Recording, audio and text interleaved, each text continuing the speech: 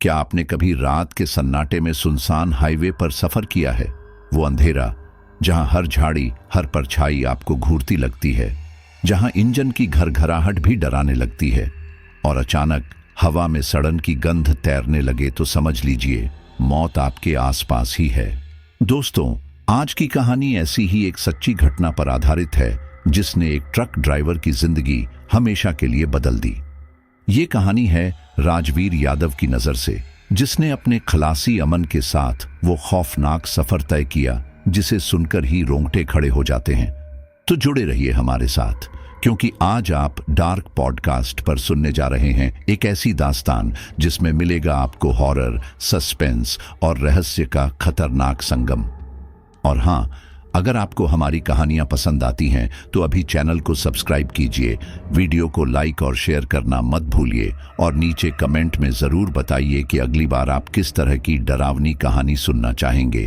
तो चलिए बिना वक्त गवाए चलते हैं राजवीर जी के साथ उस सफर पर जहां से लौटकर शायद कोई भी पहले जैसा नहीं रहता। उस रात मेरी जिंदगी का सबसे डरावना सफर शुरू हुआ था, एक ऐसा सफर जिसे मैं आज तक भूल नहीं पाया हूं और शायद कभी भूल भी नहीं पाऊंगा।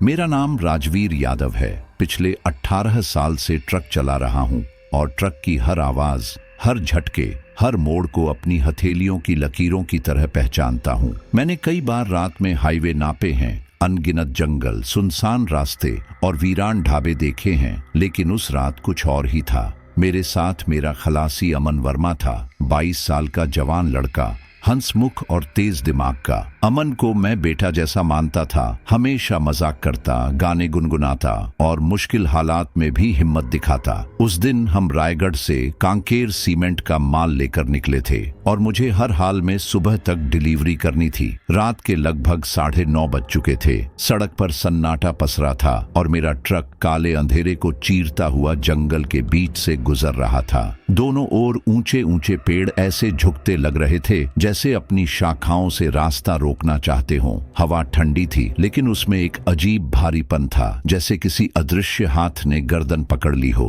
अमन खिड़की से बाहर देख रहा था, उसकी आवाज धीमी और गंभीर थी। सर, आज का रास्ता कुछ अलग लग रहा है। हवा भारी है, जैसे सांस लेना भी मुश्किल हो रहा हो। मैं हंसकर टाल गया, कहा, डरने वाले इस पेशे में टिकते नहीं अमन। अगर हर अंधेरे से डरोगे तो ट्रक कभी चला ही नहीं पाओगे। लेकिन सच ये था कि मैं खुद भी बेचैन था। मेरे हाथ स्टीयरिंग पर कसते जा रहे थे, दिल की धड़कन तेज थी और आंखें बार बार रियर व्यू मिरर में झांक रही थी, जैसे किसी अदृश्य चीज की परछाई वहां से झांक रही हो। हाईवे पूरी तरह सुनसान था, दूर दूर तक कोई और गाड़ी नहीं, बस मेरी हेडलाइट का उजाला और उसके आगे अंधेरा, ऐसा अंधेरा जो जितना काटो उतना गाढ़ा होता जाए। सड़क की खामोशी इतनी गहरी थी कि ट्रक के इंजन की घरघराहट भी डरावनी लग रही थी। करीब आधा घंटा और चला होगा कि अचानक मेरी नजर पड़ी। आगे सड़क के किनारे एक पुराना जर्जर ट्रक खड़ा था। उसके चारों ओर जैसे सन्नाटा और गाढ़ा हो गया था। उसके पास एक छोटा सा ढाबा था जिसके बाहर सिर्फ एक टिमटिमाता बल्ब लटका था। 3-4 चारपाइयां पड़ी थीं, लेकिन उन पर कोई हलचल नहीं थी। मैंने ट्रक रोका, इंजन बंद किया और एक पल को ऐसा लगा जैसे गाड़ी रुकते ही पूरे माहौल पर और भी गहरी चुप्पी छा गई हो। हम दोनों नीचे उतरे। जमीन पर पांव रखते ही ठंडी हवा का झोंका आया, ऐसा झोंका जिसमें कहीं दूर से आती गंध मिली थी, जैसे कोई पुरानी चीज सड़ रही हो। अमन ने मेरी तरफ देखा, उसकी आंखों में डर साफ झलक रहा था, लेकिन उसने कुछ नहीं कहा। हम धीरे धीरे ढाबे की तरफ बढ़े। ढाबे के कोने पर बैठा था एक बूढ़ा आदमी, झुर्रियों से भरा चेहरा, आंखें धंसी हुई, लेकिन उनमें एक अजीब चमक थी। उसने हमें देखते ही आवाज दी, किधर जा रहे हो बेटा? उसकी आवाज में न जाने क्या था, जैसे सवाल नहीं बल्कि किसी अंधेरी सच्चाई की चेतावनी हो। मैंने कहा, कांकेर जा रहे हैं, सुबह तक माल उतारना है। वो कुछ देर चुप रहा, फिर धीरे से बोला, इस रास्ते पर मत जाओ, ये रात का रास्ता है, मौत का रास्ता। उसकी आवाज इतनी धीमी थी कि अगर आसपास शोर होता तो शायद सुनाई भी न देती, लेकिन उस सन्नाटे में हर शब्द सीधा मेरे कानों से टकराया। मैंने उसे गौर से देखा। उसके चेहरे पर कोई मजाक नहीं था। उसकी आंखों में एक ऐसा डर था जो सालों पुराने किसी जख्म की तरह जिंदा था। अमन मेरे पास खड़ा था। उसने फुसफुसाते हुए कहा, सर, ये डराने की कोशिश कर रहा है क्या?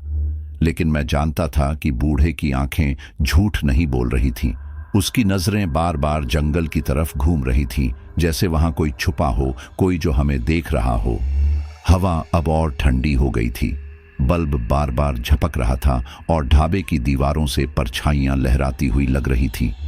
मेरा दिल कह रहा था कि यहां से फौरन निकल जाना चाहिए, लेकिन कदम जैसे जमे हुए थे। बूढ़ा फिर बोला, जितने गए हैं उस रास्ते से सब वापस नहीं आए। बेटा, रात को ये सड़क जीवित नहीं रहती। उसकी बात सुनकर मेरे पूरे शरीर में झुरझुरी दौड़ गई। मुझे अचानक महसूस हुआ कि हम अकेले नहीं हैं। कोई है जो हमें देख रहा है, हवा में घुला हुआ, पेड़ों की शाखाओं में लिपटा हुआ, अंधेरे की तहों में छुपा हुआ। उस बूढ़े का हर शब्द सन्नाटे को और भारी कर रहा था। अमन ने मेरी बांह पकड़कर धीरे से कहा, सर, यहां कुछ ठीक नहीं है, चलिए निकलते हैं। लेकिन मेरा ध्यान उस बूढ़े पर था, जिसकी आंखें अब मेरे चेहरे पर टिकी थीं, जैसे वह मेरे दिल की धड़कन पढ़ रहा हो। उस पल मुझे लगा, यह सफर सिर्फ सड़क का सफर नहीं, बल्कि मौत और जिंदगी के बीच की कोई परीक्षा है, और शायद मैं अनजाने में उस परीक्षा की ओर कदम बढ़ा चुका हूं। ढाबे की धुंधली रोशनी और बूढ़े ट्रक ड्राइवर माधो सिंह की कांपती आवाज आज भी मेरे कानों में गूंजती है। उसने बहुत धीमी लेकिन तीखी आवाज में कहा था, बेटा, इस रास्ते को अब लोग सूंघा मार्ग कहते हैं, क्योंकि यहां से गुजरने से पहले हवा को सूंघना पड़ता है। अगर सड़न की गंध आ जाए तो समझ लो मौत सामने खड़ी है। उसकी बातें सुनकर ढाबे का सन्नाटा और गहरा हो गया। वहां बैठे बाकी लोग भी चुप हो गए, जैसे सबने पहले से ही यह नाम सुना हो। और मैं सोच में पड़ गया कि आखिर सड़क का नाम गंध पर क्यों रखा गया। लेकिन उसकी आंखों में जो डर था, उसने मेरे सवालों को दबा दिया। माधो सिंह ने अपनी कहानी सुनानी शुरू की। उसकी आंखें कहीं दूर अंधेरे में खो गईं। उसने कहा, 3 साल पहले की बात है, मैं भी इसी रास्ते से रात में जा रहा था। मेरे साथ मेरा खलासी रघु था, जवान लड़का, हंसमुख और ताकतवर। लेकिन उस रात सब खत्म हो गया। रात का 1 बजे का समय था। ट्रक कांकेर के जंगलों के पास पहुंचा था। सड़क सुनसान और अंधेरी थी। तभी सामने सड़क किनारे एक बूढ़ी औरत दिखाई दी। उसके सफेद बाल हवा में उड़ रहे थे और हाथ में एक पुराना झोला था। उसने हाथ देकर ट्रक रोका और मैंने उसे लिफ्ट दे दी। शायद मेरी सबसे बड़ी गलती। उसके बोलते ही ढाबे की हवा और ठंडी लगने लगी। मैं और अमन सांस रोके उसकी कहानी सुन रहे थे। माधो सिंह ने कांपती आवाज में आगे कहा, वो औरत ट्रक में चढ़ी, पीछे चुपचाप बैठ गई। पूरे रास्ते एक शब्द भी नहीं बोली। लेकिन जब मैंने शीशे से पीछे देखा तो उसके होंठ हिल रहे थे, जैसे कोई मंत्र बुदबुदा रही हो। मैंने रघु से कहा, जाकर देख क्या कर रही है। लेकिन जैसे ही रघु पीछे पहुंचा, उसने चीख मारकर कहा, सर, ये औरत, ये और। उसकी आंखें भर आईं। उसने गला साफ किया और बोला। मैंने ब्रेक मारा, लेकिन तब तक देर हो चुकी थी। औरत गायब हो चुकी थी और रघु की लाश वहीं सीट पर पड़ी थी। होंठ नीले पड़ चुके थे और धड़कन गायब थी, जैसे किसी ने उसकी आत्मा खींच ली हो। पुलिस ने कहा हार्ट अटैक था, लेकिन बेटा, वो हार्ट अटैक नहीं था, वो सूंघा मार्ग की शिकार थी। उसकी बातों से मेरा दिल कस गया। ढाबे की चाय की भाप भी अब ठंडी लगने लगी थी। अमन मेरे पास बैठा पसीने में तरबतर था। उसने धीरे से मेरे कान में कहा, सर, इस रास्ते पर मत चलिए। पीछे वाले पीपल के पेड़ से एक पुराना रास्ता कटता है। लोग कहते हैं वहां भूत प्रेत नहीं मिलते। लंबा है पर सुरक्षित है। मैं चुप रहा। मेरे मन में दुविधा थी। सीधा रास्ता छोटा था, लेकिन मौत की कहानियों से भरा। पुराना रास्ता लंबा था, लेकिन वीरान और सुनसान। एक ट्रक ड्राइवर के लिए समय बहुत मायने रखता है, लेकिन उस रात समय से ज्यादा जिंदा रहना जरूरी लग रहा था। मैंने अमन की तरफ देखा। उसकी आंखों में साफ डर था और शायद उसी डर ने मेरे मन को झुका दिया। मैंने ठान लिया कि हम पुराने रास्ते से जाएंगे। मैंने माधो सिंह को धन्यवाद कहा, लेकिन वह कुछ नहीं बोला। बस अपनी ढंसी आंखों से मुझे देखता रहा, जैसे कोई अनकही चेतावनी देना चाहता हो। हम ट्रक की ओर लौटे, लेकिन जैसे ही वहां पहुंचे तो दिल दहल गया। ढाबा अब एकदम सुनसान था। चारपाइयां खाली पड़ी थीं। बल्ब बुझ चुका था और वहां बैठा हर आदमी जैसे हवा में घुल गया हो। मैं ठिठक गया।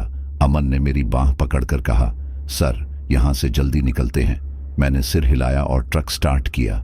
इंजन की भारी आवाज उस खामोशी में और डरावनी लग रही थी।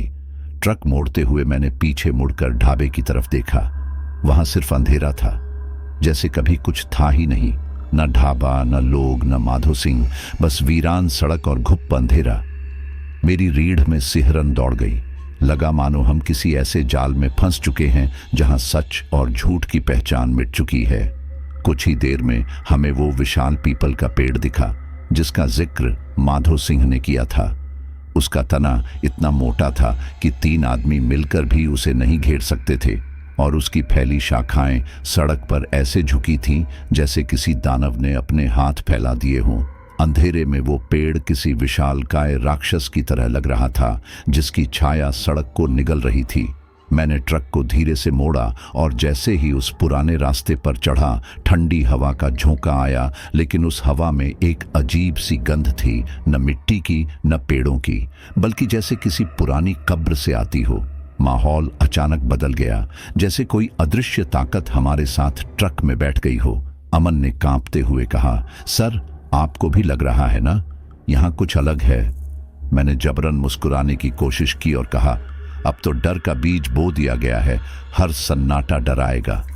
लेकिन अंदर से मैं जानता था कि यह सफर अब आसान नहीं रहने वाला। सड़क अब और संकरी हो गई थी। दोनों ओर ऊंचे पेड़ ऐसे खड़े थे जैसे हमारी निगरानी कर रहे हों। हेडलाइट की रोशनी जैसे अंधेरे में गुम हो रही थी और हर झाड़ी, हर परछाई किसी छिपे खतरे का एहसास दिला रही थी। इंजन की आवाज भी अब मुझे अजीब लग रही थी, जैसे उसके बीच कोई और सांस ले रहा हो। उस पुराने रास्ते पर चढ़ते ही मुझे लगा कि हम अब सामान्य दुनिया से कट चुके हैं और किसी ऐसी जगह प्रवेश कर चुके हैं जहां नियम इंसानों के नहीं, आत्माओं के हैं। और उस रात की ठंडी हवा अब सिर्फ ठंडी नहीं रही थी, उसमें एक अनदेखी सिहरन थी, जैसे किसी की उंगलियां गर्दन पर फिर रही हों। मुझे यकीन हो गया था कि यह सफर हमें सिर्फ मंजिल तक नहीं ले जाएगा, बल्कि हमारी आत्मा की गहराई तक भी झांकने पर मजबूर करेगा। पुराना रास्ता जैसे जैसे गहराई में उतरता जा रहा था, वैसे वैसे हवा और भारी होती जा रही थी। सड़क के दोनों तरफ झाड़ियां और ऊंचे ऊंचे पेड़ ऐसे खड़े थे मानो रास्ते के पहरेदार हों, और उनके बीच से निकलती हमारी हेडलाइट की रोशनी अंधेरे को काटने की कोशिश में बार बार थक जाती थी। ट्रक की घरघराहट उस वीराने में और डरावनी लग रही थी। तभी अचानक धक की एक भारी आवाज आई, जैसे किसी ने जोर से ट्रक के ढांचे पर मुक्का मारा हो या कोई बड़ा पत्थर नीचे से टकराया हो। मेरे हाथ अपने आप ब्रेक पर चले गए और मैंने ट्रक को धीरे धीरे किनारे किया। दिल में धड़कन तेज हो गई। अमन ने खिड़की से झांक कर कहा, सर लगता है टायर में कुछ फंस गया है, मैं देखता हूं। मैं उसे रोकना चाहता था, लेकिन वह फुर्ती से टॉर्च उठाकर नीचे उतर गया। उसके कदमों की आहट और टॉर्च की रोशनी कुछ देर तक ट्रक के चारों ओर घूमती रही। मैंने शीशे से झांक कर देखा तो वह पीछे के पहियों को टॉर्च की रोशनी से जांच रहा था। उस सन्नाटे में टॉर्च की हल्की किरण भी उम्मीद जैसी लग रही थी, लेकिन कुछ ही मिनटों बाद अचानक वो रोशनी झपक कर गायब हो गई। पहले तो मैंने सोचा टॉर्च बंद हो गई होगी, लेकिन उसके बाद जो खामोशी छाई उसने मेरी सांस रोक दी। मैंने खिड़की से झुककर जोर से आवाज लगाई, अमन कहां है रे, जल्दी वापस आ। लेकिन कोई जवाब नहीं आया। फिर से पुकारा, इस बार और तेज, अमन सुन रहा है ना तू? मगर वहां सिर्फ हवा की सरसराहट थी और झाड़ियों के बीच से आती अजीब सी खड़कन, जैसे कोई धीमे धीमे पत्ते रौंद रहा हो। मेरे शरीर में पसीना छलक आया। मैंने दरवाजा खोला और नीचे उतरकर चारों तरफ झांका। अंधेरा इतना गहरा था कि हेडलाइट की सीमा से बाहर सब कुछ धुंधला धुंधला सा लग रहा था। मैंने मोबाइल की टॉर्च जलाई और धीरे धीरे ट्रक के पीछे गया, पर वहां कोई नहीं था। जमीन पर अमन के पैरों के निशान थे जो टायर तक जाते थे, लेकिन उसके बाद गायब हो जाते थे। दिल जोर से धड़कने लगा, गला सूख गया और मैं बेतहाशा चिल्लाया, अमन, ओ अमन, जवाब दे। पर उस वीराने में सिर्फ मेरी ही गूंज लौटी, जो और भी डरावनी लग रही थी। तभी अचानक हेडलाइट की हल्की रोशनी में सामने से एक परछाई हिलती दिखाई दी। मैंने ध्यान से देखा, वो अमन था। मैं राहत की सांस लेने ही वाला था कि उसकी चाल देखकर मेरी सांस गले में अटक गई। वो धीरे धीरे मेरी ओर आ रहा था, लेकिन उसकी चाल भारी और अजीब थी, जैसे किसी के धक्के से चल रहा हो या उसका शरीर किसी और ताकत के कब्जे में हो। उसके कदम जमीन पर घिसट रहे थे, आंखें झुकी हुई थीं और चेहरा उतना हंसमुख नहीं था जैसा मैं हमेशा देखता था। मैंने घबराकर कहा, कहाँ चला गया था तू? कितनी बार आवाज दी मैंने। उसने सिर उठाया, आंखें मुझसे मिलाईं और भारी सुस्त आवाज में बोला, टायर में फंसा था, देख रहा था। उसकी आवाज ऐसी थी जैसे किसी और के गले से निकल रही हो, भारी और अस्वाभाविक। मैं सन्न रह गया। अमन हमेशा तेज बोलता था, उसकी आवाज में चंचलता होती थी, लेकिन ये आवाज अलग थी, खोखली और थकी हुई, जैसे किसी गहरी सुरंग से आ रही हो। मैंने उसकी आंखों में झांक कर देखा तो उनमें एक अजीब सी चमक थी, न डर की न थकान की, बल्कि किसी और किस्म की, जैसे कोई रहस्यमयी आग भीतर जल रही हो। मैं चुपचाप अपनी सीट पर बैठ गया और उसने बिना कुछ कहे सहचालक वाली सीट संभाल ली। ट्रक आगे बढ़ने लगा, लेकिन अब केबिन में वही पुराना माहौल नहीं था। पहले जहां अमन गाने गुनगुनाता रहता था, हंसी मजाक करता था, वहीं अब वह बिल्कुल चुप था। उसकी आंखें सीधे सामने टिके हुए थीं और उसका चेहरा बिल्कुल जड़ जैसा। मैंने रेडियो ऑन करके माहौल हल्का करने की कोशिश की, लेकिन जैसे ही गाना बजा, उसने झटके से हाथ बढ़ाकर रेडियो बंद कर दिया। उसकी आंखों में चमक और भी गहरी हो गई थी। उसने बस इतना कहा, शोर मत करो, अच्छा नहीं लगता। मेरे शरीर में झुरझुरी दौड़ गई, क्योंकि अमन हमेशा सफर में रेडियो सुनना पसंद करता था। वो तो कहता था कि रेडियो उसकी थकान मिटा देता है, लेकिन आज वही अमन रेडियो बंद कर रहा था और कह रहा था कि शोर अच्छा नहीं लगता। मुझे शक होने लगा कि ये मेरा अमन नहीं है, या कम से कम वो वैसा अमन नहीं रहा जो कुछ देर पहले टॉर्च लेकर ट्रक से उतरा था। मेरे अंदर डर और बेचैनी बढ़ती जा रही थी। मैंने रियरव्यू मिरर में उसकी शक्ल देखने की कोशिश की, लेकिन उसकी नजरें जैसे वहां नहीं थीं, किसी और दुनिया में अटकी हुई थीं। मेरे मन में सवाल गूंज रहा था, क्या ये वाकई अमन है या उसके अंदर कोई और है? और उस सवाल का जवाब मुझे डराने के लिए काफी था। अब मैं समझ चुका था कि उस वीरान रास्ते पर मैंने सिर्फ एक साथी नहीं खोया, बल्कि शायद अपने साथ कुछ ऐसा बिठा लिया था जो इंसान नहीं था। ट्रक उस सुनसान पुराने रास्ते पर लगातार बढ़ रहा था, लेकिन मेरे दिल की धड़कनें किसी भी मोड़ से ज्यादा खतरनाक ढंग से कांप रही थीं। अंधेरे और वीराने के बीच अचानक आगे एक तेज मोड़ आया। मैंने ट्रक की स्पीड धीमी की और जैसे ही हेडलाइट उस मोड़ पर पड़ी, मेरी सांस थम गई। सड़क किनारे एक बूढ़ी औरत बैठी थी। उसके बाल बर्फ जैसे सफेद और बेतरतीब हवा में उड़ रहे थे। मैले कुचैले कपड़े उसके पतले शरीर से लटक रहे थे और हाथ में एक पुराना झोला था जो जमीन पर घसीट रहा था। उसका सिर झुका हुआ था, चेहरा दिख नहीं रहा था, लेकिन उसकी स्थिरता में कुछ ऐसा था कि लगा जैसे वह इंसान नहीं, कोई मूरत हो जिसे किसी ने अंधेरे में रख छोड़ा हो। मैंने अनायास ही ब्रेक पर पैर रखा, पर तभी मेरे पास बैठे अमन, या कहूं उस अजीब बदले हुए अमन, ने गहरी और ठंडी आवाज में कहा, रोकना मत। उसकी आवाज में इतनी कठोरता थी कि मैंने तुरंत पैर पीछे खींच लिया और ट्रक को औरत के पास से गुजार दिया।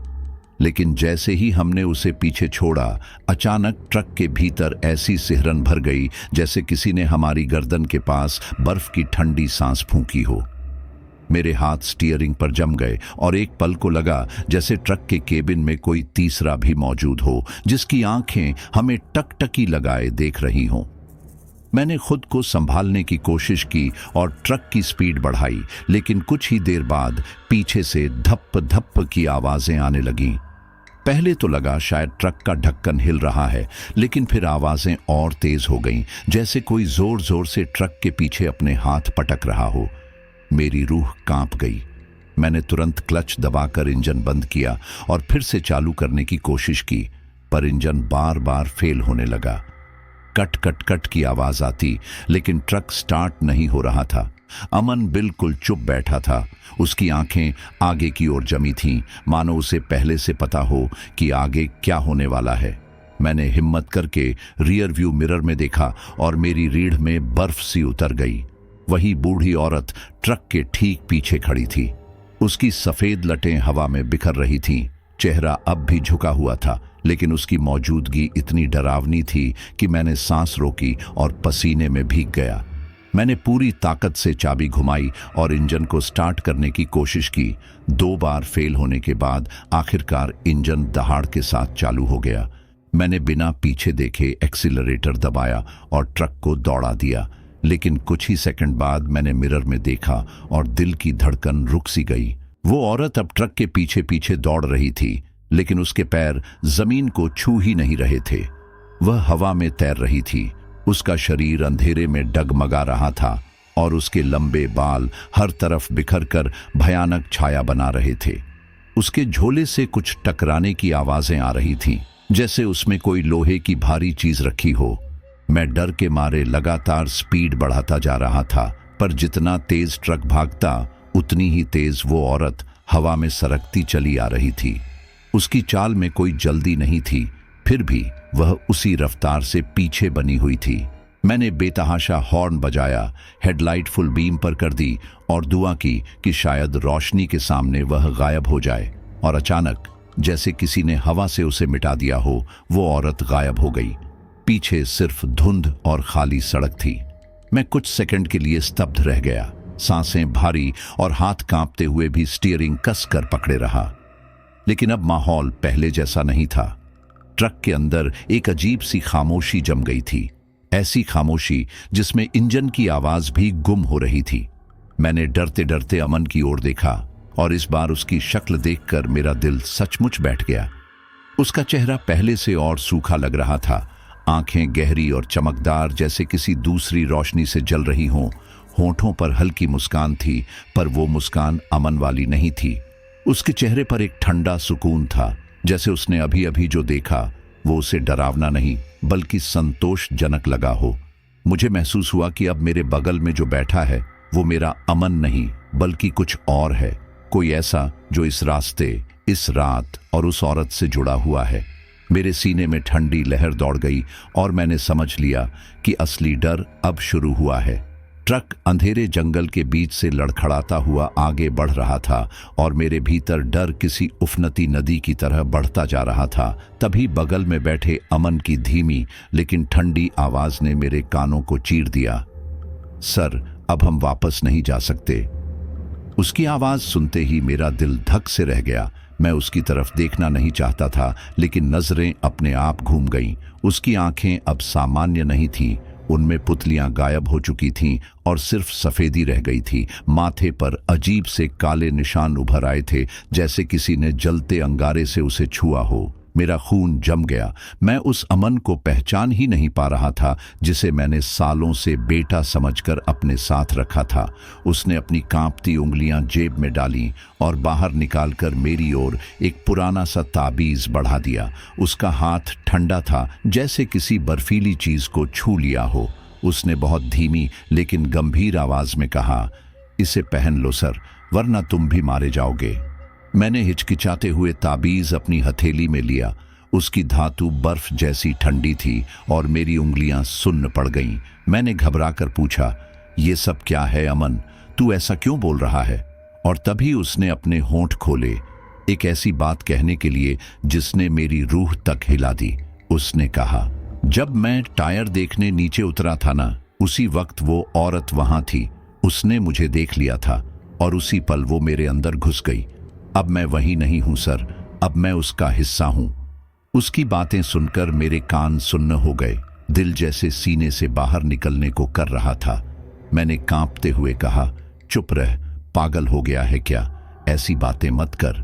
लेकिन उसकी आंखें सीधी मेरी आंखों में धंसी थीं और उनमें इंसानियत का कोई निशान नहीं था। उसमें कुछ और था, कुछ ऐसा जो इंसानों की दुनिया से परे था।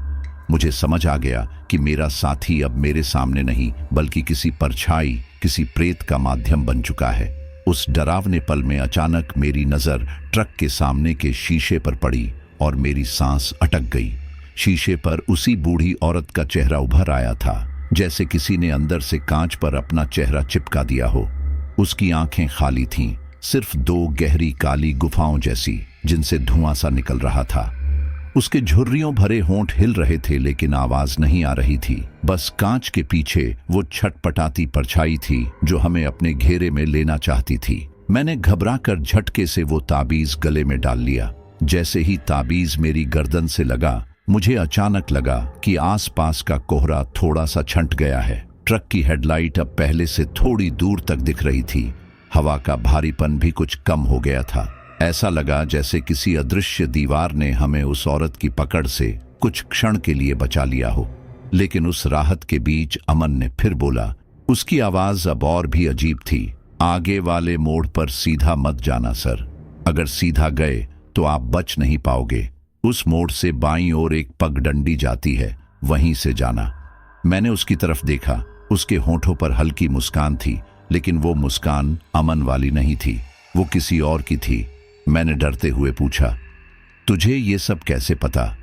वो कुछ पल चुप रहा, फिर धीमे से बोला, क्योंकि अब मैं वही हूं, मैं उसका हिस्सा हूं। लेकिन आप अभी भी इंसान हैं, आपको बचाया जा सकता है। मेरे लिए ये सुनना किसी सदमे से कम नहीं था। अमन, जिसे मैं अपने बेटे जैसा मानता था, जिसके साथ न जाने कितने सफर तय किए थे, वो अब मेरी आंखों के सामने धीरे धीरे मिटता जा रहा था और उसकी जगह कोई और ले रहा था। कोई ऐसा जो मौत से भी ज्यादा डरावना था। उसकी आंखों में वो खालीपन, उसके माथे पर उभरते काले निशान और उसकी आवाज का बदलना, सब कुछ चीख चीख कर कह रहा था कि वो अब अमन नहीं रहा। मैं स्टीयरिंग कसकर पकड़े बैठा था। ट्रक पगडंडी के मोड़ के करीब पहुंच रहा था और मेरे कानों में उसकी वही आवाज गूंज रही थी, सीधा मत जाना वरना सब खत्म हो जाएगा। मेरे हाथ पसीने से भीग रहे थे, दिल तेजी से धड़क रहा था और दिमाग में बस एक ही सवाल था, क्या मैं उसके कहे पर भरोसा करूं? लेकिन मेरी रूह कह रही थी कि अब और शक करने की गुंजाइश नहीं है। वो औरत, वो सूंघा मार्ग और ये सब जो मेरे साथ हो रहा है, ये कोई खेल नहीं बल्कि एक भयावह सच्चाई है। अमन ने आखिरी बार मेरी ओर देखा और कहा, मुझे अब बचाया नहीं जा सकता सर, लेकिन आप अभी बच सकते हो। उसकी आंखों में उस वक्त इंसानियत की आखिरी झलक थी, जैसे उसने अपनी आत्मा की अंतिम ताकत समेटकर मुझे चेतावनी दी हो। मैं टूट चुका था, अंदर से चिल्लाना चाहता था, पर बाहर सिर्फ सन्नाटा था। मेरे लिए अब वो सिर्फ खलासी नहीं बल्कि एक बलिदान था जिसने खुद को खोकर मुझे बचाने की कोशिश की थी। उस पल मैंने समझ लिया कि इस सफर में असली जंग सिर्फ सड़क की नहीं बल्कि आत्माओं की है और शायद मेरी तकदीर अब उस औरत के चुने हुए मोड़ पर टिकी हुई है। ट्रक आगे बढ़ते बढ़ते आखिर उस जगह पर आ गया जिसे लोग मौत का मोड़ कहते थे, जहां से एक रास्ता सीधा सूंघा मार्ग में उतरता था और दूसरा बाईं ओर एक टूटी फूटी पगडंडी में चला जाता था। मेरा दिल धक धक कर रहा था, हाथ स्टीयरिंग पर जमे हुए थे और पसीने से भीग चुके थे। अमन लगातार बगल से धीमी लेकिन गहरी आवाज में कह रहा था, सर बाईं ओर मोड़ लो वरना आप भी मारे जाओगे, मत जाओ सीधा, मत जाओ। उसकी आंखों में अजीब सी बेचैनी थी, वो आंखें जो अब सफेद पड़ चुकी थीं और उनमें डर और किसी अदृश्य ताकत की आग एक साथ जल रही थी।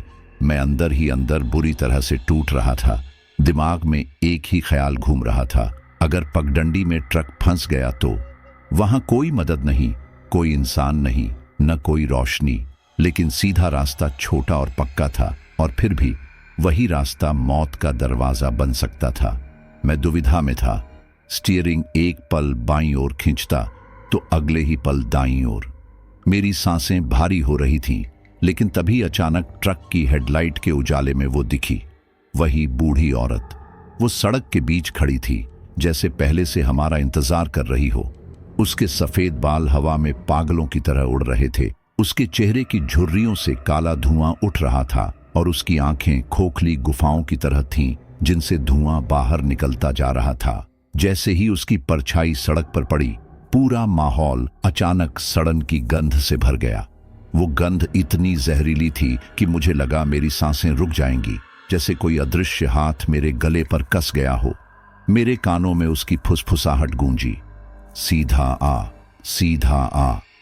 उस आवाज ने मेरी हड्डियों तक को जमा दिया, लेकिन उसी वक्त अमन ने कांपते हुए हाथ मेरे कंधे पर रखकर चिल्लाया, सर, बाईं ओर मोड़ो अभी, वरना देर हो जाएगी। मैंने बिना और सोचे समझे स्टीयरिंग पूरी ताकत से घुमा दिया और ट्रक पगडंडी पर चढ़ा दिया। टायरों से मिट्टी और पत्थर उछलकर चारों तरफ फैल गए। लेकिन जैसे ही हम उस पगडंडी पर मुड़े, ट्रक का केबिन अचानक भारी हो गया। ऐसा लगा जैसे किसी ने पूरा पहाड़ ट्रक पर रख दिया हो। हवा और ठंडी हो गई और चारों ओर से अजीब सी खड़खड़ाहट आने लगी। मैंने देखा अमन का शरीर बुरी तरह कांप रहा था। उसके हाथ पैर अनियंत्रित तरीके से झटके खा रहे थे। उसकी आंखें धीरे धीरे पलट रही थीं, सिर्फ सफेदी बाकी रह गई थी। उसके होंठ लगातार बड़बड़ा रहे थे, अब मैं नहीं, अब सिर्फ वो है, अब सिर्फ वही है। उसकी आवाज कांप रही थी, लेकिन उसमें किसी और का स्वर मिल गया था, कोई ऐसा स्वर जो इंसानी नहीं था। मेरे पूरे शरीर में सिहरन दौड़ गई। मैं कुछ कहने ही वाला था कि अचानक उसने अपनी जेब से वही पुराना ताबीज निकाला जो उसने मुझे पहले दिया था। उसने अपने कांपते हाथों से उसे मेरी तरफ बढ़ाया और बहुत धीमी आवाज में बोला, सर, इसे कसकर पकड़ लो, इसे कभी मत छोड़ना। अब मेरी चिंता मत करना, मैं जा चुका हूं। उसकी आंखों में आखिरी बार इंसानियत की हल्की सी चमक थी, जैसे उसने अपनी आखिरी ताकत जुटाकर मुझे बचाने की कोशिश की हो। मैंने ताबीज कसकर अपनी मुट्ठी में पकड़ लिया, लेकिन उसके अगले ही पल जो हुआ, उसने मेरी रूह को झकझोर दिया। अमन का शरीर अचानक झटका खाकर पीछे वाली सीट पर गिर पड़ा। उसकी गर्दन एक ओर लटक गई, उसके होंठ आधे खुले रह गए और आंखें पूरी तरह सफेद हो गईं। उसके शरीर में कोई हरकत नहीं थी, बिल्कुल निढाल, बेजान। मैंने कांपते हुए उसे हिलाने की कोशिश की। अमन, उठ, पगला मत, मुझे ऐसे मत छोड़। लेकिन उसका शरीर बर्फ की तरह ठंडा हो चुका था। ऐसा लग रहा था जैसे उसकी आत्मा अब हमारे साथ नहीं है, बल्कि उसी बूढ़ी औरत की पकड़ में चली गई है। ट्रक अभी भी पगडंडी पर डगमगाता हुआ आगे बढ़ रहा था, लेकिन मेरे लिए समय वहीं थम गया था। मेरी आंखों से आंसू निकलने लगे, पर डर इतना गहरा था कि मैं रो भी नहीं पा रहा था। सिर्फ दिल में एक ही आवाज गूंज रही थी, मैंने अभी अपने साथी को खो दिया है और अब शायद मेरी बारी है। ताबीज मेरी मुट्ठी में जल रहा था, लेकिन उसके बावजूद मेरी आत्मा में ठंडक भर गई थी। पगडंडी मुझे आगे खींचे जा रही थी और पीछे मौत का साया हंस रहा था। उस पल मैंने समझ लिया कि अमन की कुर्बानी व्यर्थ नहीं जानी चाहिए। अब मुझे हर हाल में इस मौत की सड़क से जिंदा बाहर निकलना ही होगा, चाहे सामने कैसी भी दहशत क्यों न खड़ी हो। पगडंडी अब गहराई में उतर चुकी थी और ट्रक अंधेरे जंगल के बीच से गुजर रहा था। दोनों तरफ कांटेदार झाड़ियां और टेढ़े मेढ़े पेड़ ऐसे झुके थे जैसे अपनी लंबी टहनियों से रास्ता रोकना चाहते हों। हवा भारी और बासी थी, हर झोंके में सड़न की बू फैल जाती थी, जिससे सांस लेना मुश्किल हो रहा था। ट्रक का इंजन भी अब अजीब तरह से गर्म होने लगा था, जैसे उसकी नसों में भी डर दौड़ रहा हो। अचानक मुझे लगा जैसे बाहर से कोई धीमी धीमी फुसफुसाहट आ रही हो। पहले लगा भ्रम है, लेकिन ध्यान से सुनने पर साफ था कि कोई नाम ले रहा है, कोई मंत्र गुनगुना रहा है। मेरे सीने में धड़कनें और तेज हो गईं। मैंने शीशे में झांका तो मेरी रूह कांप गई। वही बूढ़ी औरत का चेहरा बार बार शीशे पर उभर रहा था, जैसे वो शीशे की परत के पीछे फंसी हो और किसी भी पल कांच तोड़कर अंदर आ जाएगी। उसकी आंखों में काला धुआं भरा था और उसके झुर्रियों से भरे होंठ हिल रहे थे, लेकिन कोई आवाज नहीं निकल रही थी। मैं बार बार शीशा पोंछता, लेकिन चेहरा फिर उभर आता और हर बार पहले से ज्यादा डरावना। तभी अचानक ट्रक के पीछे से धप धप की आवाजें गूंजने लगीं। ऐसा लग रहा था जैसे कोई बहुत भारी चीज ट्रक के ऊपर चढ़ने की कोशिश कर रही हो।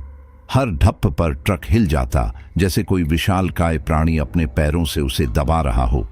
मैं घबराकर बार बार हॉर्न बजाने लगा, लेकिन उसकी आवाज उस सन्नाटे को और भयानक बना रही थी। चारों ओर से खड़कने और फुसफुसाने की आवाजें गूंज रही थीं और मुझे लग रहा था कि जंगल खुद हमें निगलने के लिए आगे बढ़ रहा है। मेरा दिल थक कर हार मानने ही वाला था कि अचानक दूर मुझे एक हल्की सी रोशनी दिखाई दी। मैंने ध्यान से देखा, वो एक टूटा फूटा मंदिर था, जिसकी दीवारें खाई से ढकी थीं और उसकी जर्जर छत से बेलें लटक रही थीं।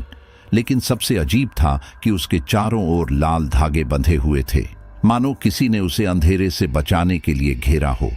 उस रोशनी को देखते ही मेरे मन में एक अजीब सा विश्वास जागा, जैसे वही मेरी अंतिम शरण है। मैंने बिना देर किए ट्रक को वहीं रोका और लगभग भागते हुए मंदिर की ओर दौड़ा। मंदिर के अंदर कदम रखते ही माहौल बदल गया। बाहर की ठंडी और सड़ी हवा यहां आते ही जैसे कट गई। यहां अगरबत्तियों की हल्की सी खुशबू थी। टूटी फूटी दीवारों के बीच भी किसी ने दीपक जलाकर रखा था। एक पुरानी मूर्ति टूटी अवस्था में सामने रखी थी, लेकिन उसके आगे जलती लौ ने पूरे मंदिर को रहस्यमयी रोशनी में डुबो दिया था। मैंने राहत की सांस ली, लेकिन मेरा शरीर अब भी कांप रहा था। तभी मेरी नजर मंदिर के कोने पर पड़ी। वहां एक बूढ़ा साधु बैठा था। उसकी आंखें बंद थीं, हाथों में माला थी जो लगातार चल रही थी। धीरे धीरे उसकी आंखें खुलीं और मैं चौंक गया। उसकी आंखों में रोशनी नहीं थी, वो अंधा था। वो साधु बेहद शांत था, जैसे बाहर की सारी दहशत उसे छू भी नहीं पा रही थी। उसके होठों पर हल्की मुस्कान थी और उसने गहरी गंभीर आवाज में कहा, आ गया बेटा, डरा हुआ है तू, पर यहां तक पहुंचना आसान नहीं। तू तीसरा है जो इस रास्ते से आया है। मैंने हांफते हुए पूछा, तीसरा मतलब क्या? उसने माला फेरते हुए धीरे से कहा, 2 पहले भी आए थे पर कभी लौटे नहीं। उसकी बात सुनकर मेरी रूह तक कांप गई। बाहर अंधेरा गूंज रहा था और मंदिर की दीवारें जैसे किसी अनजानी ताकत से थरथरा रही थीं। मैं समझ गया था कि अब मेरी किस्मत किसी और के हाथ में नहीं, बल्कि इस रहस्यमय मंदिर और इस अंधे साधु की दया पर टिकी है। मंदिर की उस सर्द और डरावनी खामोशी में बाबा नीलकंठ की गहरी आवाज गूंजी तो मेरे कान सुन्न पड़ गए। उन्होंने धीरे धीरे माला फेरते हुए कहा, बेटा, तू जिस औरत से टकराया है वो कोई साधारण आत्मा नहीं, बल्कि सूनी डाइन है। उसकी ताकत मौत से भी गहरी है। वो ड्राइवरों की आत्माओं को अपने जाल में कैद करती है। जिनकी सांसें सूंघा मार्ग पर थम जाती हैं, उनकी आत्माएं कभी मुक्त नहीं होती। मेरे सीने में ठंडक दौड़ गई। बाबा की हर बात मेरे दिल को चीर रही थी। उन्होंने आगे कहा, ये जो सड़न की गंध तूने महसूस की है ना, वही उसका इशारा है। अगर गंध आ गई तो समझ ले मौत तुझ पर झुक चुकी है। सूंघा मार्ग उसका इलाका है, उसका श्मशान है, जहां इंसान जिंदा होकर भी मिट्टी हो जाता है। मैं स्तब्ध होकर सुन रहा था। मेरी आंखों के सामने अमन का चेहरा घूम गया। मैंने डरते डरते पूछा, बाबा, मेरा साथी अमन, उसका क्या होगा? बाबा की आंखें बंद ही रहीं, लेकिन उनकी आवाज भारी हो गई। तेरे साथी की आत्मा अब आधी उसके पास है और आधी तुझसे जुड़ी हुई है।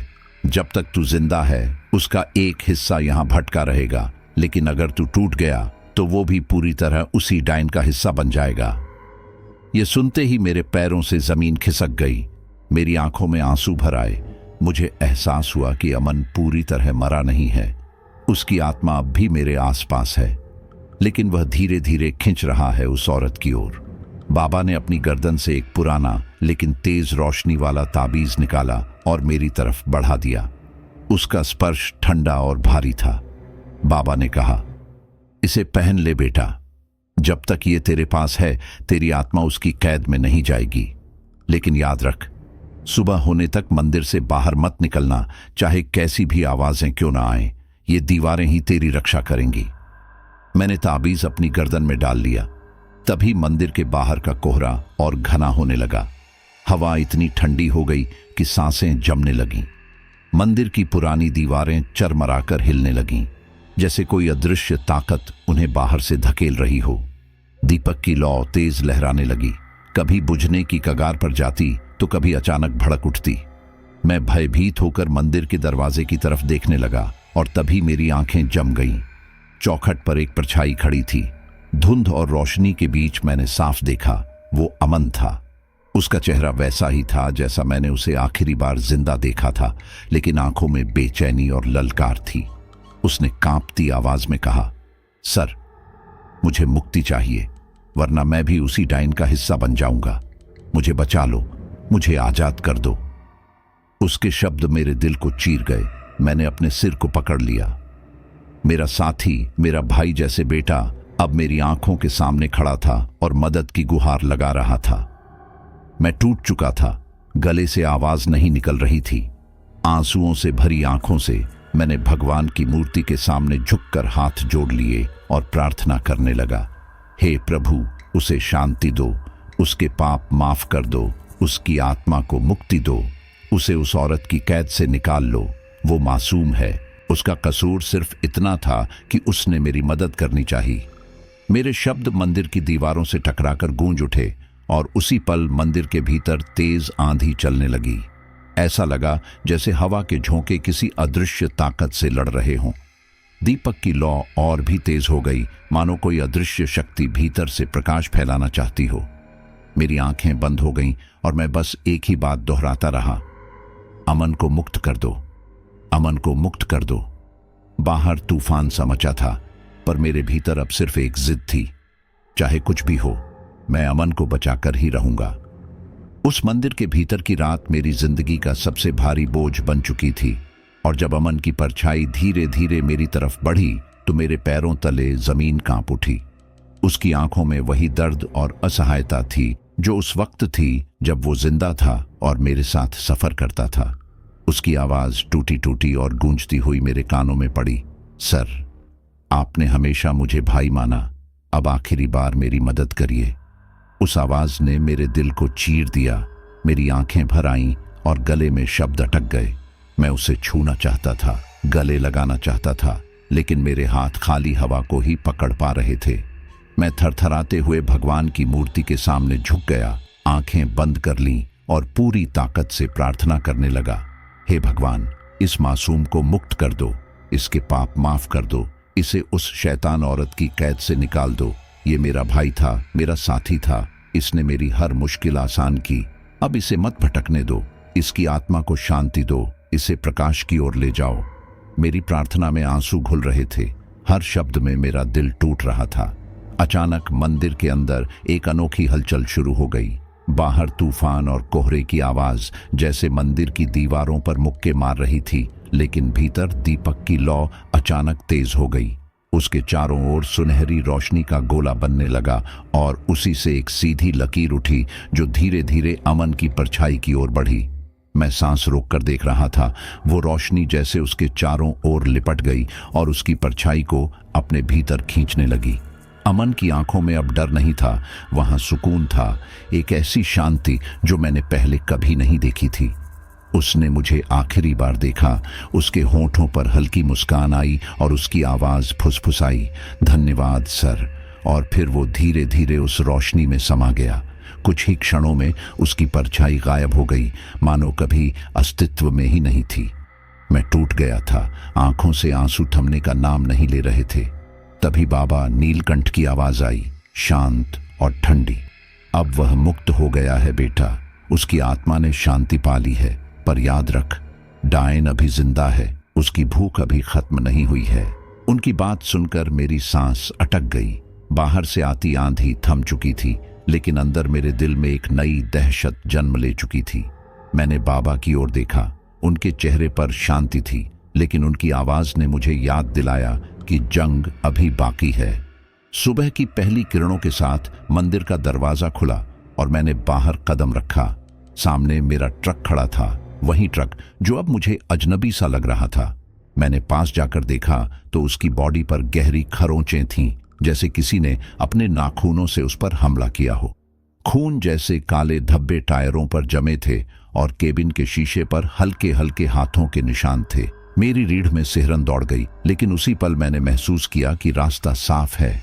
कोहरा हट चुका था, जंगल शांत था और सूरज की हल्की किरणें पत्तों पर पड़ रही थीं। मैं भारी मन से ट्रक पर चढ़ा और इंजन स्टार्ट किया।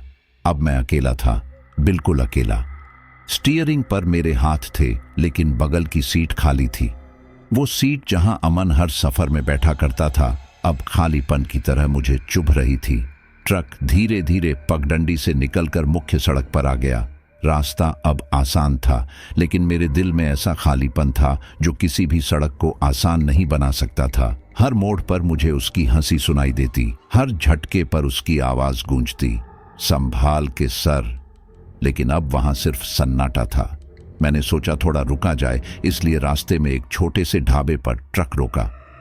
ढाबा साधारण था, 2-3 लोग बैठे थे, चाय की खुशबू हवा में थी। मैंने थके कदमों से जाकर चाय मंगवाई और एक कोने में बैठ गया। तभी ढाबे पर काम करने वाला एक लड़का मेरी तरफ आया और मासूमियत से बोला, भैया, अभी आपके साथ जो लाल टी शर्ट वाला लड़का उतरा था वो कहाँ गया? उसकी बात सुनते ही मेरी नसें जम गईं, हाथ से चाय का गिलास छूट गया और गर्म चाय मेरी हथेली पर गिरकर जलन पैदा कर गई। मैं अवाक होकर उसे देखता रह गया। लाल टी शर्ट, वही तो अमन हमेशा पहनता था। मैं कुछ कह नहीं पाया, बस उठकर ट्रक की ओर भागा। ट्रक पर लौटकर जब मैंने केबिन में झांका तो मेरी आंखें फटी की फटी रह गईं।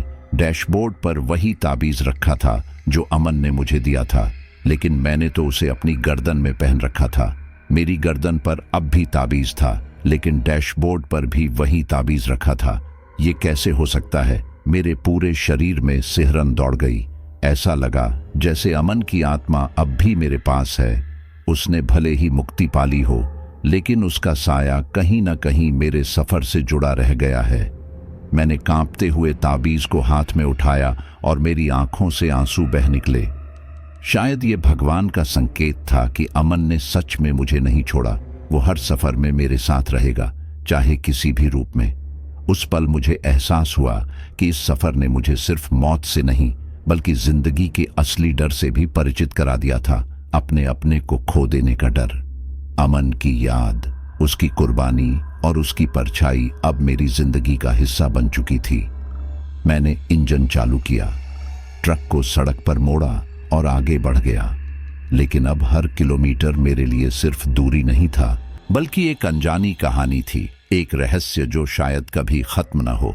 और जैसे जैसे पहिए घूमते गए, मेरे दिल में एक ही सवाल गूंजता रहा, क्या वो डाइन अब भी कहीं मेरे पीछे है, या फिर वो ताबीज ही मुझे अब तक जिंदा रखे हुए है? घर लौटते समय मैं बाहर से तो जिंदा और सामान्य दिखाई दे रहा था, लेकिन अंदर से मैं पूरी तरह बदल चुका था। मैंने रास्ता पार कर लिया था, मंदिर की शरण भी मिली थी और बाबा नीलकंठ के शब्दों ने कुछ देर के लिए दिल को थामा भी था। पर असलियत यही थी कि अमन की परछाई अब मेरी जिंदगी से कभी अलग नहीं हो सकती थी। मैं घर पहुंचा, परिवार ने मुझे देखकर राहत की सांस ली। बच्चों ने मेरे गले से लिपटकर स्वागत किया। बीवी ने थके चेहरे को देखकर कहा, बहुत मुश्किल सफर रहा क्या? मैं बस मुस्कुराकर रह गया, लेकिन अंदर ही अंदर मुझे पता था कि मैं अब वही राजवीर नहीं रहा जो पहले था। मेरे भीतर अब डर का एक स्थायी साया बस चुका था। रात को जब सब सो गए और मैं अकेला कमरे में लेटा था, तभी अचानक मेरी नजर अलमारी पर रखे उस ताबीज पर पड़ी। वो ताबीज जिसे अमन ने अपनी आखिरी सांसों में मुझे दिया था, खुद ब खुद हिलने लगा। पहले तो मैंने सोचा शायद हवा का झोंका होगा, लेकिन खिड़कियां बंद थीं। मैंने आंखें फाड़कर देखा तो ताबीज हिलते हिलते धीरे धीरे दीवार से टकराने लगा, जैसे कोई अदृश्य हाथ उसे झुला रहा हो।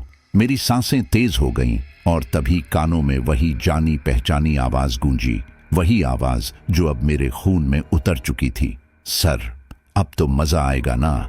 वो आवाज इतनी ठंडी और नजदीक थी कि मैंने चादर सिर पर खींच ली, लेकिन आवाज फिर भी साफ सुनाई देती रही, जैसे कोई मेरे कान से चिपक कर बोल रहा हो। उस रात मेरी आंखें एक पल को भी बंद न हो सकी। मैं छत को घूरता रहा और ताबीज को कांपते हुए देखता रहा। अगले दिन मैंने ये सब परिवार से छुपा लिया। अगर बताता तो शायद वो पागल समझते या डर कर मुझे छोड़ देते, लेकिन डर अब मेरे खून में घुल चुका था। मैं खाने की मेज पर भी चुप रहता, बच्चों की खिलखिलाहट सुनते हुए भी कानों में वही फुसफुसाहट बजती रहती। बीवी पूछती, क्यों चुप हो गए हो? पहले जैसे हंसते बोलते नहीं। मैं बस थकी हुई हंसी हंस देता, लेकिन सच ये था कि हर रात मेरे कमरे में ताबीज हिलता और आवाजें गूंजती। ये डर अब मेरी रोजमर्रा की जिंदगी में शामिल हो चुका था। कुछ ही दिनों बाद अगली डिलीवरी का वक्त आया। मैंने सोचा शायद काम पर ध्यान दूंगा तो मन संभल जाएगा, लेकिन जैसे ही ट्रक में बैठा मैंने वही भारीपन महसूस किया। स्टीयरिंग पकड़ते ही हाथ बोझिल हो गए, पैडल दबाते ही लगा जैसे किसी अदृश्य ताकत ने ट्रक को अपनी गिरफ्त में ले लिया हो। सड़क पर आगे बढ़ते ही रेडियो अपने आप चालू हो गया, लेकिन इस बार उसमें गाने नहीं बज रहे थे, बल्कि अजीब सी गुनगुनाहट आ रही थी। कोई धुन जो न पूरी थी न अधूरी, लेकिन उसमें इतना डर था कि लगा जैसे कोई आत्मा मेरे कान में गा रही हो। मैंने रेडियो बंद करने की कोशिश की, लेकिन वो खुद ब खुद और तेज बजने लगा। मैं घबराकर स्टीयरिंग और कसकर पकड़ बैठा। काफी देर तक सफर चलता रहा, लेकिन डर मेरा पीछा नहीं छोड़ रहा था। और फिर वो पल आया जिसने मेरी रूह को फिर से जमा दिया। सामने हाईवे पर वही रास्ता दिखा, वही सूंघा मार्ग। मैं उसे पहचान चुका था। सड़क के दोनों ओर झाड़ियों का घेरा, हवा में भारीपन और धीरे धीरे फैलती वही सड़न की गंध। मैंने गहरी सांस ली। लगा जैसे मैं फिर उसी दहलीज पर खड़ा हूं जहां से सब शुरू हुआ था। ट्रक जैसे जैसे उस मोड़ के करीब पहुंचा, मेरी आंखें चौंधिया गईं। सड़क के बीच वही बूढ़ी औरत खड़ी थी, सफेद बाल, मैले कपड़े, खोखली आंखें जिनसे धुआं निकल रहा था। उसने हाथ नहीं हिलाया, कोई इशारा नहीं किया, बस स्थिर खड़ी रही जैसे मेरा इंतजार कर रही हो। मेरे हाथ कांप रहे थे। मैं ब्रेक दबाने ही वाला था कि अचानक मेरी नजर उसके पीछे गई और दिल जोर से धड़क उठा। वहां अमन खड़ा था, वही लाल टी शर्ट, वही मुस्कान, वही चेहरा, लेकिन इस बार उसकी आंखों में डर नहीं बल्कि अजीब सा सुकून था। वो सीधे मेरी ओर देख रहा था और उसके होंठ हिल रहे थे। मैंने महसूस किया कि उसके शब्द सीधे मेरे दिल में उतर रहे हैं। सर, अब डर खत्म हो गया है क्योंकि मैं आपके साथ हूं, हमेशा। उसकी मुस्कान में एक अजीब सिहरन थी, जैसे वो मेरी आत्मा से जुड़ चुका हो। मैंने स्टीयरिंग कसकर पकड़ा। मेरी आंखों में आंसू थे, लेकिन दिल में पता नहीं क्यों एक हल्का सा सुकून भी था। शायद इसलिए कि मैं जानता था अमन ने मुझे छोड़ा नहीं है, पर साथ ही डर की वो चादर मेरे शरीर से उतर नहीं रही थी। मुझे साफ समझ आ गया था कि ये सफर यहीं खत्म नहीं हुआ, ये अब मेरे जीवन का हिस्सा बन चुका है। कहानी यहीं खत्म होनी चाहिए थी, लेकिन सच यही है कि डर कभी खत्म नहीं होता। जब भी मैं सड़क पर निकलता हूँ, जब भी इंजन की घरघराहट सुनता हूँ, मुझे लगता है पीछे कोई बैठा है। जब भी रेडियो बिना कारण चालू होता है, मैं जानता हूँ कि वो पास है। और जब भी हवा में सड़न की गंध भरती है, मेरा दिल कहता है कि वो औरत अब भी मेरी राह देख रही है। मैंने मान लिया है कि ये डर मेरी विरासत है, जो मेरे साथ हमेशा रहेगा। आज भी अगर कोई पूछे तो मैं यही कहता हूं, डर खत्म नहीं होता, वो बस अगले शिकार, अगली सवारी का इंतजार करता है। और मैं शायद अब उसकी सबसे लंबी सवारी हूं। तो दोस्तों, ये थी हमारी आज की खौफनाक और दिल दहला देने वाली कहानी, जिसमें राजवीर यादव के उस डरावने सफर ने हमें दिखा दिया कि हाईवे की रातें सिर्फ सुनसान नहीं होती, बल्कि कभी कभी वहां परछाइयां भी सफर करती हैं। सोचिए, अगर आप ऐसी सड़क पर अकेले निकलें और अचानक हवा में सड़न की गंध फैल जाए, तो क्या आप संभल पाएंगे? क्या होगा अगर अगली बार वो परछाई आपकी ट्रक, आपकी गाड़ी या शायद आपके कमरे तक पहुंच जाए? डर यहीं खत्म नहीं होता, ये बस आपकी अगली सांस तक आपका इंतजार करता है। अगर ये कहानी आपको पसंद आई हो तो अभी चैनल डार्क पॉडकास्ट को सब्सक्राइब कीजिए, वीडियो को लाइक और शेयर करना मत भूलिए, और कमेंट में बताइए कि आपको सबसे डरावना पल कौन सा लगा। जुड़े रहिए हमारे साथ, क्योंकि अगली कहानी और भी ज्यादा रहस्यमयी और डरावनी होने वाली है।